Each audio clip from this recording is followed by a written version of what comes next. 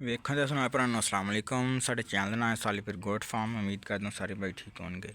अच्छा दोस्तों, एक प्यारे भाई का ना कमेंट आया सीगा कि बकरे ते बकरी की किहड़ी उम्र आ भी सब तो अच्छी उम्र किहड़ी कि जिहदे बकरी नूं क्रॉस करवाना चाहिए वा ते बकरे नूं ब्रीडिंग वास्ते रखना चाहिए वा। तो भाई का भी कमेंट आया सीगा, भाई नूं शायद नहीं पता होना। तो भाई ने वैसे मैं रिप्लाई करता सी कमेंट का। मैं सोचा चलो ये उत्ते वीडियो भी बनाई जाए भी ਜਿਹੜੇ ਭਰਾਵਾਂ ਨੂੰ नहीं पता ਉਹਨਾਂ ਨੂੰ ਵੀ ਪਤਾ ਲੱਗੇ कि ਕਿਦੋਂ ਕਰਵਾਸ ਕਰਾਉਣਾ ਚਾਹੀਦਾ ਬੱਕਰੀ ਨੂੰ। ਵੀਰੋ ਜਿਹੜੀ ਸਭ ਤੋਂ ਬੈਸਟ ਉਮਰ ਹੈ ਨਾ ਬੱਕਰੀ ਨੂੰ, ਬੱਕਰੀ ਦੀ ਮੈਂ ਗੱਲ ਕਰਨ ਲੱਗਾ, ਜਿਹੜੀ ਸਭ ਤੋਂ ਬੈਸਟ ਉਮਰ ਆ ਬੱਕਰੀ ਦੀ ਆ ਉਹ ਹੈਗੀ ਆ 12 ਮਹੀਨੇ ਯਾਨੀ ਕਿ 1 ਸਾਲ। ਉਹਦੀ ਵਜ੍ਹਾ ਇਹ ਆ ਕਿ ਬੱਕਰੀ ਜਿਹੜੀ ਆ ਨਾ ਆਪਣਾ ਜਿਸਮ ਜਿਹੜਾ ਮੁਕੰਮਲ ਤਿਆਰ ਕਰ ਲੈਂਦੀ ਆ। ਖੁਆਓ ਹੱਡੀਆਂ ਵਾ भी बकरी हड्डियाँ हुड्डियाँ थन वगैरह भी अपनी हर चीज़ जी मुकम्मल तैयार कर लेंदी 1 साल जी एक बकरी है ना।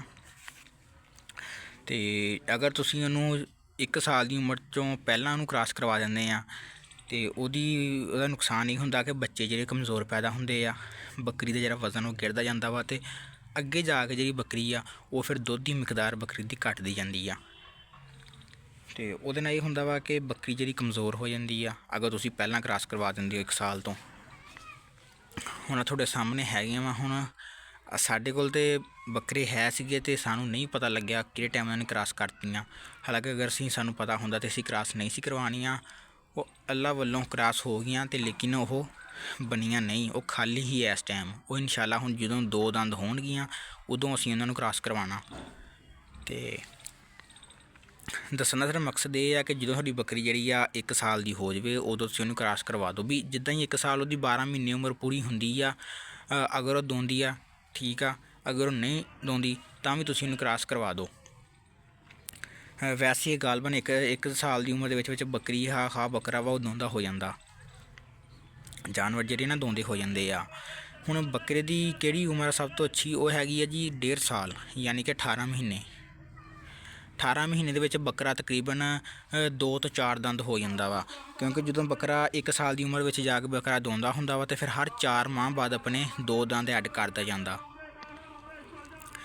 ਤੇ ਬੱਕਰਾ ਤਕਰੀਬਨ 1.5 ਸਾਲ ਦੇ ਵਿੱਚ ਤਕਰੀਬਨ ਹੋ ਜਾਂਦਾ ਵਾ 4 ਦੰਦ ਦਾ ਹੋ ਜਾਂਦਾ, ਯਾਨੀ ਕਿ 1.5 ਸਾਲ ਉਹਦੀ ਉਮਰ ਹੋ ਜਾਂਦੀ ਆ 4 ਦੰਦ। ਤੇ ਉਦੋਂ ਫਿਰ ਬੱਕਰਾ ਜਿਹੜਾ ਵਾ ਉਹ ਵੀ ਤਾਕਤਵਰ ਹੁੰਦਾ ਵਾ। ਉਹਦਾ ਜਿਹੜਾ ਸਪਰਮ ਦੀ ਜਿਹੜੀ ਕੁਆਲਿਟੀ ਹੁੰਦੀ ਆ ਬੱਕਰੇ ਦੀ ਉਹ ਵੀ ਅੱਛੀ ਹੁੰਦੀ ਆ। ਉਹ ਜ਼ਿਆਦਾ ਤੋਂ ਜ਼ਿਆਦਾ ਬੱਕਰੀਆਂ ਨੂੰ ਕ੍ਰਾਸ ਕਰਦਾ ਵਾ। ਉਹਦੀ ਇੰਨੀ ਕਪੈਸਿਟੀ ਹੁੰਦੀ ਆ ਕਿ ਉਹ ਜ਼ਿਆਦਾ ਬੱਕਰੀਆਂ ਨੂੰ ਕਰ ਸਕੇ ਕ੍ਰਾਸ।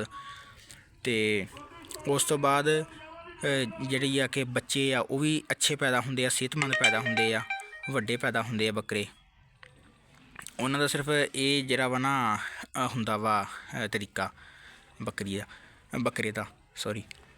ਤੇ ਕਿਉਂਕਿ ਜਦੋਂ ਬੱਕਰੇ ਨੂੰ ਵੀ ਤੁਸੀਂ ਪਹਿਲਾਂ ਕ੍ਰਾਸ ਕਰਵਾਓਗੇ ਬਰੀਡਿੰਗ ਵਾਸਤੇ ਇਸਤੇਮਾਲ ਕਰੋਗੇ ਤਾਂ ਬੱਕਰੇ ਦਾ ਜਿਹੜਾ ਸਪਰਮ ਆ ਉਹ ਵੀ ਕਮਜ਼ੋਰ ਹੋਏਗਾ ਤੇ ਬੱਚੇ ਵੀ ਕਮਜ਼ੋਰ ਹੀ ਪੈਦਾ ਹੋਣਗੇ। ਬੱਕਰੇ ਕੋਈ ਏਡੇ ਸਿਹਤਮੰਦ ਨਹੀਂ ਹੋਣਗੇ, ਜਿਹੜੇ ਬੱਚੇ ਹੋਣਗੇ ਨਾ ਉਹ ਏਡੇ ਕੋਈ ਸਿਹਤਮੰਦ ਨਹੀਂ ਹੋਣਗੇ। ਹੁਣ ਜਦੋਂ ਇੱਕ ਜਾਨਵਰ ਅੱਛਾ ਵਾ, ਹੈਲਦੀ ਆ, ਸਿਹਤਮੰਦ ਆ, ਤਾਕਤਵਰ ਵਾ, ਉਹਦਾ ਜਦੋਂ ਸਪਰਮ ਜਿਹੜਾ ਵਾ ਐਡ ਹੋਣਾ ਵਾ ਠੀਕ ਹੈ ਨਾ ਬੱਕਰੀ ਦੇ ਸਪਰਮ ਨਾਲ, ਤੇ ਉਹ ਫਿਰ ਬੱਚੇ ਵੀ ਸਿਹਤਮੰਦ ਹੋਣੇ ਆ। ਹੁਣ ਇੱਕ ਚੀਜ਼ ਵਾ, ਇੱਕ ਕਮਜ਼ੋਰ ਬੰਦੇ ਨੂੰ ਤੁਸੀਂ ਤਗੜੇ ਬੰਦੇ ਨਾਲ ਲੜਾ ਦਿਓ ਮਿਸਾਲ ਦੇ ਤੌਰ 'ਤੇ ਠੀਕ ਹੈ ਨਾ, ਕਮਜ਼ੋਰ ਨੇ ਤਾਂ ਵਿਚਾਰੇ ਨੇ ਚਪੇੜਾਂ ਹੀ ਖਾਣੀਆਂ, ਫਿਰ ਉਹਨੇ ਤਾਂ ਸਾਰੀ ਗੱਲ ਹਰਨਾ ਹੀ ਆ। ਅਤੇ ਇਸ ਕਰਕੇ ਬੱਚਾ ਜਿਹੜਾ ਬੱਕਰਾ ਵਾ ਤੁਹਾਡਾ ਉਹ ਵੀ ਤਾਕਤਵਰ ਹੋਣਾ ਚਾਹੀਦਾ ਵਾ। ਕਮ ਅਜ਼ ਕਮ 1.5 ਸਾਲ ਉਹਦੀ ਉਮਰ ਹੋਣੀ ਚਾਹੀਦੀ ਆ ਜਦੋਂ ਤੁਸੀਂ ਉਹਨੂੰ ਬਰੀਡਿੰਗ ਵਾਸਤੇ ਇਸਤੇਮਾਲ ਕਰੋ। ਕਿਉਂਕਿ ਅਸੀਂ ਖੁਦ ਘਰ ਦੇ ਜਿਹੜੇ ਬੱਕਰੇ ਆ ਬਰੀਡਿੰਗ ਵਾਸਤੇ ਅਸੀਂ ਤਿਆਰ ਕੀਤੇ, ਅਸੀਂ ਖੁਦ ਉਹਨਾਂ ਕੋਲ ਅਸੀਂ ਬਰੀਡ ਲਈ ਸੀ। ਹੁਣ ਦੀ ਗੱਲ ਨਹੀਂ ਕਰ ਰਿਹਾ, ਮੈਂ ਤਕਰੀਬਨ 2020 ਤੋਂ ਮੈਂ ਫਾਰਮਿੰਗ ਕਰ ਰਿਹਾ ਵਾਂ। ਵਿੱਚ ਮੈਂ ਤਕਰੀਬਨ 24 ਦੇ ਸ਼ੁਰੂ 'ਚ ਆ ਕੇ ਮੈਂ ਜਿਹੜੀ ਫਾਰਮਿੰਗ ਛੱਡ ਦਿੱਤੀ ਸੀ। 25 ਦੇ ਵਿੱਚ ਹੁਣ ਮੈਂ ਫਿਰ ਸ਼ੁਰੂ ਕਰ ਲਈ ਆ। 25 ਦੇ ਸਟਾਰਟ ਦੇ ਵਿੱਚ ਹੀ 2025 ਦੇ ਸਟਾਰਟ ਦੇ ਵਿੱਚ ਹੀ ਮੈਂ ਫਾਰਮਿੰਗ ਦੁਬਾਰਾ ਸ਼ੁਰੂ ਕਰ ਲਈ ਆਪਣੀ, ਕਿਉਂਕਿ ਮੈਂ ਉਹ ਗਲਤੀ ਕੀਤੀ ਆ। ਅਗਰ ਮੈਂ ਉਦੋਂ ਆਪਣੇ ਜਾਨਵਰ ਸੇਲ ਨਾ ਕਰਦਾ ਤਾਂ ਅੱਜ ਅਲਹਮਦੁਲਿਲਾ ਮੇਰੇ ਕੋਲ 50 ਤੋਂ ਉੱਪਰ ਜਾਨਵਰ ਹੋਣੇ ਸੀ। 50 ਤੋਂ ਉੱਪਰ ਮੇਰੇ ਕੋਲ ਜਾਨਵਰ ਹੋਣੇ ਸੀਗੇ ਠੀਕ ਹੈ। ਮੇਰੇ ਕੋਲ ਤਾਂ ਬੱਕਰੀਆਂ ਸੀਗੀਆਂ ਤਕਰੀਬਨ ਕਹਿ ਲਓ ਕਿ 11-12 ਹੋਣੀਆਂ ਮੇਰੇ ਕੋਲ ਨਾ, ਜਿਹਦੇ ਵਿੱਚ ਮੇਰੇ ਕੋਲ 3 ਵੱਡੀਆਂ ਬੱਕਰੀਆਂ ਸੀਗੀਆਂ। ਵੱਡੀਆਂ ਬੱਕਰੀਆਂ ਜਿਹੜੀਆਂ ਵੀ ਕਹਿ ਲਓ ਕਿ ਜਿੰਨੀਆਂ ਵੀ ਮੇਰੇ ਕੋਲ ਬੱਕਰੀਆਂ ਸੀ ਨਾ ਤਕਰੀਬਨ ਗਾਲਮਾਂ ਵੱਡੀਆਂ ਸੀ ਸਾਰੀਆਂ। ਪੱਠਾਂ ਜਿਹੜੀਆਂ ਸੀ ਨਾ ਉਹ ਵੀ ਕਰਾਸ ਹੋਈਆਂ ਸੀ, ਉਹ ਵੀ ਬੱਕਰੀਆਂ ਬਣ ਗਈਆਂ ਸੀ। ਉਹਨਾਂ ਨੇ ਬੱਚੇ 2-2 3-3 ਡਿਲੀਵਰ ਕਰਤੇ ਸੀਗੇ ਅਤੇ ਮਾਸ਼ਾਅੱਲਾ ਉਹ ਵੀ ਅੱਗੇ ਉਹਨਾਂ ਨੇ ਵੀ ਪੱਠਾਂ ਦਿੱਤੀਆਂ ਵਾ ਅੱਗੇ। ਅਤੇ ਅੱਛੀਆਂ ਵੀ ਜਿਹੜੀਆਂ ਸਾਡੇ ਕੋਲ ਬੱਕਰੀਆਂ ਰਹੀਆਂ ਨਾ ਅੱਛੀਆਂ ਰਹੀਆਂ ਸਾਡੇ ਕੋਲ ਸਾਰੀਆਂ। ਅਸੀਂ ਕੋਈ ਵੀ ਜਿਹੜੀ ਫੀਮੇਲ ਅਸੀਂ ਸੇਲ ਨਹੀਂ ਸੀ ਵੀ ਮਾਦਾ ਸੇਲ ਅਸੀਂ ਨਹੀਂ ਸੀ ਕੀਤੀ, ਅਸੀਂ ਸਿਰਫ ਨਰ ਹੀ ਸੇਲ ਕਰੀਦੇ ਸੀਗੇ ਕੁਰਬਾਨੀ 'ਤੇ ਜਾ ਕੇ। ਪਹਿਲਾਂ ਅਸੀਂ ਕਦੀ ਜਾਨਵਰ ਸੇਲ ਨਹੀਂ ਸੀ ਕੀਤਾ, ਕਿਉਂਕਿ ਸਾਡੇ ਕੋਲ ਉਨੇ ਕੁ ਹੁੰਦੇ ਸੀ ਜਿਹੜੇ ਅਸੀਂ ਕੁਰਬਾਨੀ 'ਤੇ ਆਪਣੇ ਤਿਆਰ ਕਰਕੇ ਅਸੀਂ ਸੇਲ ਕਰ ਲਈਦੇ ਸੀ। ਅਸੀਂ ਉਹਨਾਂ ਬੱਕਰੀਆਂ ਵਿੱਚੋਂ ਅਸੀਂ ਆਪਣੇ ਘਰ ਦੇ ਬੱਚੇ ਤਿਆਰ ਕੀਤੇ ਸੀਗੇ, ਜਿਹੜੇ ਅਸੀਂ ਕੁਰਬਾਨੀ 'ਤੇ ਵੀ ਅਸੀਂ ਉਹ ਕੀਤੇ ਸੀ। ਉਹਨਾਂ ਨੂੰ ਬਰੀਡਿੰਗ ਵਾਸਤੇ ਵੀ ਯੂਜ਼ ਕੀਤਾ ਸੀਗਾ। ਉਹਨਾਂ ਕੋਲ ਬਰੀਡ ਲੈ ਕੇ ਬਾਅਦ 'ਚ ਖੱਸੀ ਕਰਵਾਇਆ, ਖੱਸੀ ਕਰਵਾਉਣ ਤੋਂ ਬਾਅਦ ਅਸੀਂ ਉਹਨੂੰ ਕੁਰਬਾਨੀ 'ਤੇ ਸੇਲ ਕਰ ਦਿੱਤਾ ਸੀ। ਬਾਕੀ ਜਿਹੜੇ ਹਕਾਇਕ ਵੀਰਾਂ ਅੱਗੇ ਰੱਖਦੇ ਆ ਵੀ ਬੱਕਰੀ ਨੂੰ ਕਦੋਂ ਕ੍ਰਾਸ ਕਰਵਾਉਣਾ ਚਾਹੀਦਾ ਵਾ ਅਤੇ ਬੱਕਰੇ ਕੋਲ ਕਦੋਂ ਬਰੀਡ ਲੈਣੀ ਚਾਹੀਦੀ ਆ। ਹੁਣ ਫਿਰ ਇੱਕ ਵਾਰੀ ਸੁਣ ਲਓ, ਬੱਕਰੇ ਦੀ ਉਮਰ 1.5 ਸਾਲ, ਬੱਕਰੀ ਦੀ ਉਮਰ 1 ਸਾਲ। ਠੀਕ ਹੋ ਗਿਆ ਨਾ। ਉਹਦੀ ਵਜ੍ਹਾ ਵੀ ਤੁਹਾਨੂੰ ਦੱਸਦੀ ਆ ਕਿ ਜਦੋਂ ਬੱਕਰੇ ਦੀ ਉਮਰ 1.5 ਸਾਲ ਹੋਏਗੀ ਉਹਦਾ ਸਪਰਮ ਜਿਹੜਾ ਵਾ ਤਾਕਤਵਰ ਹੋਏਗਾ। ਬੱਕਰੇ ਦੇ ਜਿਹੜੇ ਬੱਚੇ ਆਉਣਗੇ ਉਸ ਬੱਕਰੇ ਦੇ ਉਹ ਅੱਛੇ ਆਉਣਗੇ, ਸਿਹਤਮੰਦ ਆਉਣਗੇ।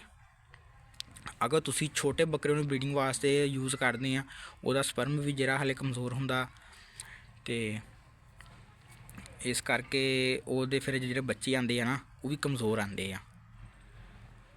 ਬਾਕੀ ਉਮੀਦ ਆ ਭਰਾਵਾਂ ਨੂੰ ਵੀਡੀਓ ਪਸੰਦ ਆਈ ਹੋਏਗੀ। ਅਗਰ ਵੀਡੀਓ ਪਸੰਦ ਆਈ ਹੈ ਤਾਂ ਵੀਡੀਓ ਨੂੰ ਲਾਈਕ ਕਰੋ, ਸ਼ੇਅਰ ਕਰੋ ਆਪਣੇ ਦੋਸਤਾਂ ਨਾਲ। ਬਾਕੀ ਤੁਸੀਂ ਜਾਨਵਰ ਵੇਖ ਲਓ ਮਾਸ਼ਾਅੱਲਾ ਬੈਠੇ ਆ ਚਾਰਾ ਵਗੈਰਾ ਖਾ ਕੇ। ਅਤੇ ਇਹ ਆਪਣਾ ਜਿਹੜਾ ਮੰਜਾ ਪਿਆ ਜੀ ਆਪਾਂ 24 ਘੰਟੇ ਆਪਣੇ ਜਾਨਵਰਾਂ ਦੇ ਕੋਲ।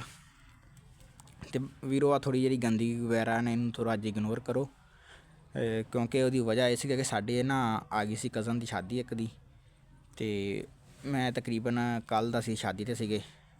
ਇਹ ਤੁਸੀਂ ਕੱਪੜੇ ਵੇਖ ਸਕਦੇ, ਕੱਪੜੇ ਵੀ ਮੈਂ ਤਕਰੀਬਨ ਉਹੀ ਸ਼ਾਦੀ ਵਾਲੇ ਪਾਏ ਹੋਏ ਆ। ਠੀਕ ਹੈ ਨਾ। ਅਤੇ ਇਹ ਵੀ ਮੈਂ ਚੇਂਜ ਕੋਈ ਨਹੀਂ ਕੀਤੇ। ਸੁਬਾਹ ਵੀ ਮੈਂ ਇੱਦਾਂ ਹੀ ਇਹਨਾਂ ਨੂੰ ਪੱਠੇ ਪੁੱਠੇ ਪਾਏ ਆ, ਚਾਰਾ ਵਗੈਰਾ ਪਾਇਆ ਬੱਕਰੀਆਂ ਨੂੰ। ਇਹ ਤੁਸੀਂ ਦੇਖ ਸਕਦੇ ਹੋ। ਫਿਰ ਮੁਰਗੀਆਂ ਵੀ ਨਾ ਮੈਂ ਕੱਲ੍ਹ ਜਾਣ ਲੱਗਾ ਛੱਡ ਦੀਆਂ ਸੀਗਾ, ਅਤੇ ਉਹਨਾਂ ਨੇ ਸਾਰੀ ਫਿਰ ਰੂੜੀ ਵਗੈਰਾ ਜਿਹੜੀ ਮੈਂ ਇਕੱਠੀ ਕੀਤੀ ਸੀ ਇਹਨਾਂ ਨੇ ਖਿਲਾਰ ਦਿੱਤੀ। ਅਤੇ ਹੁਣ ਇੰਸ਼ਾਅੱਲਾ ਸਫਾਈ ਵਗੈਰਾ ਕਰਦੇ ਹਾਂ ਸ਼ਾਮ ਨੂੰ, ਜਦੋਂ ਚਾਰਾ ਪਾਵਾਂਗੇ ਨਾ ਉਦੋਂ ਫਿਰ ਸਫਾਈ ਵਗੈਰਾ ਕਰਾਂਗੇ ਨਾਲ। ਨਹੀਂ ਤਾਂ ਇੰਸ਼ਾਅੱਲਾ ਮੈਂ ਡੇਲੀ ਸਫਾਈ ਕਰਦਾ ਹੁੰਦਾ ਵਾ ਮਾਸ਼ਾਅੱਲਾ। ਫਾਰਮ ਦੀ ਡੇਲੀ ਸਫਾਈ ਕਰੀ ਦੀ ਆਪਾਂ। ਬਾਕੀ ਮਿਲਦੇ ਇੰਸ਼ਾਅੱਲਾ ਤਾਲਾ ਅਗਲੀ ਵੀਡੀਓ 'ਚ। ਦੁਆਵਾਂ 'ਚ ਯਾਦ ਰੱਖਿਓ। ਅੱਲਾ ਹਾਫਿਜ਼।